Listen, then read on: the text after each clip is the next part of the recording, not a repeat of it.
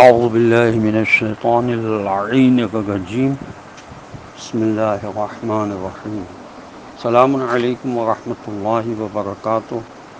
اللہ تبارک و تعالیٰ کا شکر ہے کہ میں کراچی سے تاج العلماء مولانا محمد نقی نجفی علی اللہ مقامہ کا گرانڈ سن علی احمد آپ کی خدمت میں حاضر ہوں، اور آج سورۃ القیامہ جو مکی سورہ ہے اس کے فضائل اور خصوصیات بیان کر رہا ہوں جو تفسیر مجموع البیان میں لکھے ہوئے ہیں۔ جناب رسول خدا صلی اللہ علیہ وسلم نے ارشاد فرمایا کہ جو شخص سورہ قیامت کو پڑھے گا تو میں اور جبریل علیہ السلام اس کے لیے قیامت کے دن یہ گواہی دیں گے کہ وہ قیامت کے دن کو دل سے مانتا تھا، اور اس دن اس کا چہرہ تمام لوگوں سے زیادہ چمکدار ہوگا۔ قیامت کو دل سے وہی مانے گا جو قرآن کو سمجھ کر پڑھے گا۔ طوطے کی طرح بے سمجھے پڑھنے والے کو کسی چیز کو دل سے نہیں مان سکتا۔ طوطے کی طرح بے سمجھے پڑھنے والے کا دل کسی چیز کو نہیں مان سکتا۔ اور حضرت امام جعفر صادق علیہ السلام سے روایت ہے کہ جناب رسول خدا صلی اللہ علیہ وسلم نے ارشاد فرمایا کہ جو شخص سورہ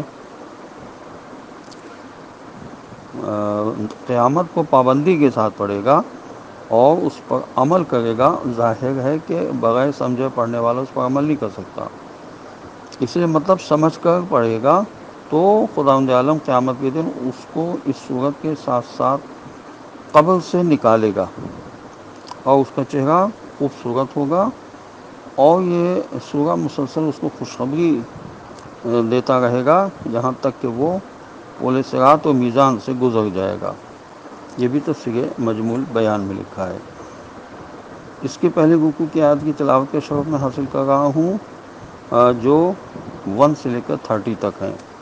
اعوذ باللہ من الشیطان اللعین الرجیم، بسم اللہ الرحمن الرحیم۔ شروع کرتا ہوں اللہ کے نام کی مدد مانگتے ہوئے جو سب کو فیض اور فائدے پہنچانے والا، بے حد مسلسل رحم کرنے والا ہے۔ آیت نمبر 1، لا اقسم بیوم القیامہ، ترجمہ، نہیں میں قسم کھاتا ہوں قیامت کے دن کی۔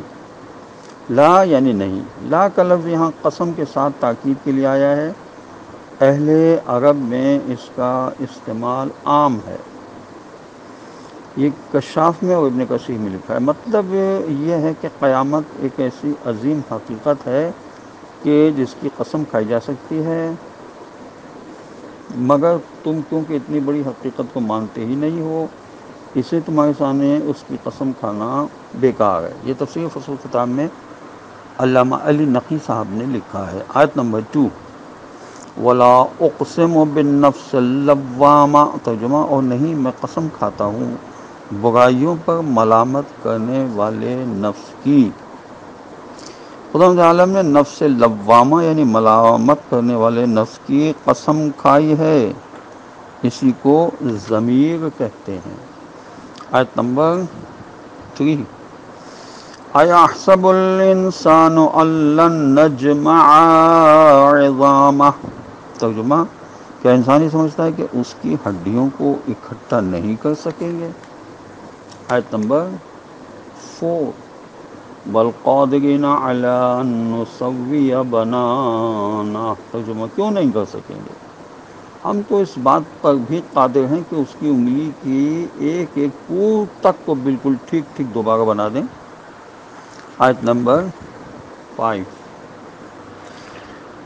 بل یرید الانسان لیفجر امامہ، ترجمہ، بلکہ انسان قیامت کا انکار صرف اس لیے کرتا ہے کہ وہ چاہتا ہے کہ آئندہ کی زندگی میں خوب گناہ اور بدکاریاں کر لے۔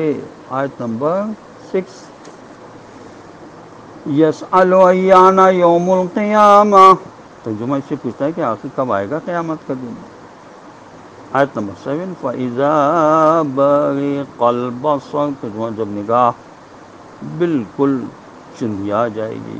آیت نمبر 9، وَخَسَفَ الْقَمَرُ، ترجمہ، چاند کو گرہن لگے گا کہ جب چاند بے نور ہو جائے گا۔ آیت نمبر 9، وَجُمِعَ الشَّمْسُ وَالْقَمَرُ، ترجمہ، اور سورج اور چاند ملا دیے جائیں گے۔ آیت نمبر 10، یقول الانسان یومئذ این المفر، تو جب آدمی کہے گا کس جگہ بھاگوں، یا کہاں ہے بھاگنے کی جگہ۔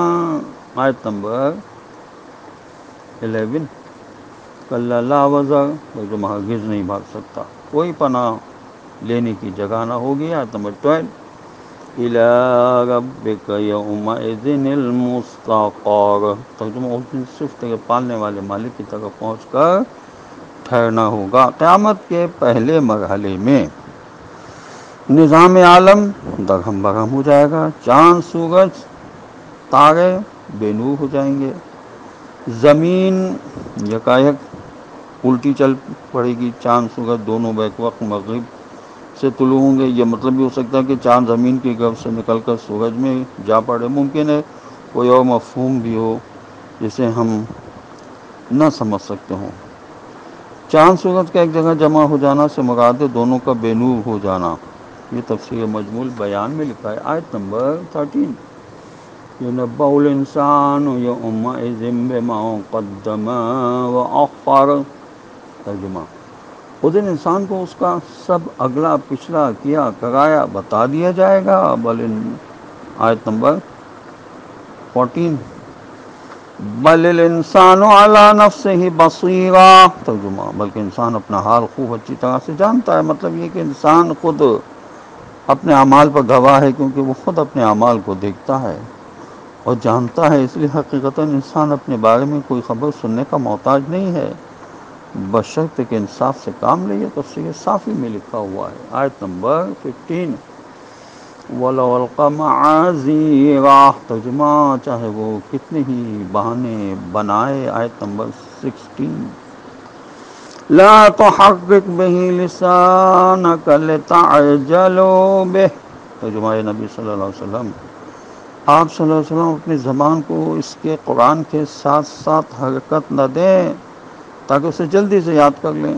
آیت نمبر 17، ان علینا جمعہ وقرآنہ، ترجمہ حقیقتاً اس کو یاد کرا دینا اور پڑھوا دینا یہ ہماری ذمہ داری ہے۔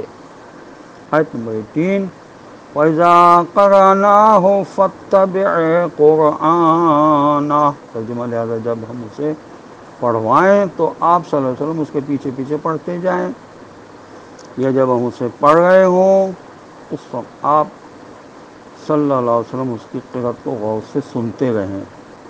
نبوت کے ابتدائی دور میں جب حضور اکرم صلی اللہ علیہ وسلم کو وحی کے سننے کی پوری عادت نہیں تھی تو آپ صلی اللہ علیہ وسلم کو یہ خوف رہتا تھا کہ جو کلام آپ صلی اللہ علیہ وسلم جبریل سے سن رہے ہیں وہ منوعاً آپ کو یاد رہے گا یا نہیں، اس لیے آپ صلی اللہ علیہ وسلم وحی سنتے ہی اس کو یاد کرنے کی کوششیں فرماتے۔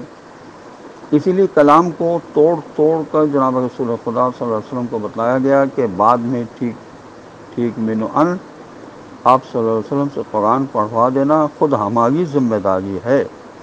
آپ صلی اللہ علیہ وسلم مطمئن رہے کہ آپ صلی اللہ علیہ وسلم اس کا ایک لفظ بھی نہ بھولیں گے، نہ کسی قسم کی کوئی غلطی فرمائیں گے،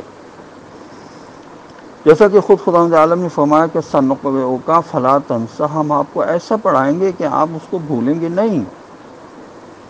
غرض اس آیت کی 3 تفسیریں بیان کی گئی۔ نمبر 1، ابن عباس نے فرمایا کہ حضور اکرم صلی اللہ علیہ وسلم کو قرآن کو یاد رکھنے کا اس قدر شوق اور عشق تھا کہ جب وہی لا کر فرشتہ قرآن سناتا تو آپ صلی اللہ علیہ وسلم بھی ساتھ ساتھ پڑھتے تھے، خدا نے ایسا کرنے سے منع فرمایا۔ نمبر 2، دوسری تفسیر یہ کہ شب قدر میں حضور صلی اللہ علیہ وسلم کو نزول واقعی سے پورا قرآن مل چکا تھا، حضور صلی اللہ علیہ وسلم اس کو جلد پہنچانے کے لیے بعض دفعہ نزول تدریجی سے پہلے اور اس کے ساتھ ساتھ تلاوت کرتے جاتے تھے۔ خدا نے رسول صلی اللہ علیہ وسلم کو حکم دیا کہ ہر آیت کو بعد میں حسب الحکم تلاوت فرمائیں۔ اور تیسری تفسیر یہ ہے کہ ان آیات کے مخاطب گناہ گار لوگ ہیں جو قیامت میں نامہ اعمال پڑھ رہے ہوں گے، ان سے کہا جائے گا کہ جلدی جلدی نہ پڑھو، سرسری نہ گزرو، مگر اس تفسیر کو بہت کم مفسرین نے مانا ہے۔ معنی ہے پہلی دوسری تفسیریں زیادہ درست ہیں، یہ تفسیر نمونہ میں لکھا ہوا ہے۔ آیت نمبر 19، ثم ان علینا بیانہ، ترجمہ پہ اس کا مطلب سمجھا دینا بھی ہماری ذمہ داری ہے۔ آیت نمبر 20، کلا بل تحبون العاجلہ، ترجمہ ہرگز نہیں، تمہارے انکار آخرت کی اصل وجہ یہ نہیں ہے کہ تم خدا کو قیامت برپا کرنے سے عاجز سمجھتے ہو، بلکہ اصل وجہ یہ کہ تم اس وقتی اور جلدی حاصل ہونے والی چیز یعنی دنیا سے محبت کرتے ہو۔ آیت نمبر 21، وَلَا تَذَرُونَ الْآخِرَةَ، ترجمہ اسی آخرت کو چھوڑ بیٹھے ہو۔ آیت نمبر 21، وجوہ یومئذ ناظرہ، جبکہ اس دن کچھ چہرے تر و تازہ بشاش بشاش ہوں گے۔ آیت نمبر 23، الی ربہا ناظرہ، ترجمہ اپنے پالنے والے مالک کی طرف دیکھ رہے ہوں گے، یعنی وہ خدا کو ظاہری آنکھوں سے نہیں بلکہ دل، ایمان اور یقین کی آنکھوں سے دیکھ رہے ہوں گے۔ گویا خدا کے دیدار سے محرومی فجار کے لیے ہوگی، ابرار کے لیے نہیں ہوگی۔ آیت نمبر 24، وَوُجُوهٌ يَوْمَئِذٍ بَاسِرَةٌ، ترجمہ اور اس دن کچھ چہرے اداس اور بگڑے ہوئے ہوں گے۔ آیت نمبر 25، تَظُنُّ أَن يُفْعَلَ بِهَا فَاقِرَةٌ، ترجمہ یقین کیے ہوئے کہ اب ان کے ساتھ کمر توڑ دینے والی سختی ہوگی۔ فاقرہ سے مراد ہے بے حد سخت حادثہ جو کمر کے موہرے توڑ دیتا ہے، اور فقیر کو اسی لیے فقیر کہا جاتا ہے گویا اس کی کمر ٹوٹی ہوئی ہے۔ یہ مفردات امام راغب میں لکھا ہوا ہے۔ آیت نمبر 24، کلا اذا بلغت التراقی، ترجمہ ہرگز نہیں بچ سکتے جب جان کھنچ کر حلق تک پہنچ جائے گی۔ آیت نمبر 25، وقیل من راق، اور کہا جائے گا ہے کوئی جھاڑ پھونک کرنے والا جو جان بچا لے۔ آیت نمبر 26، وَظَنَّ أَنَّهُ الْفِرَاقُ، ترجمہ اسے پورا یقین ہو جائے گا کہ اب دنیا سے جدا ہونا ہے۔ آیت نمبر 27، وَالْتَفَّتِ السَّاقُ بِالسَّاقِ، ترجمہ پنڈلی سے لپٹ جائے گی۔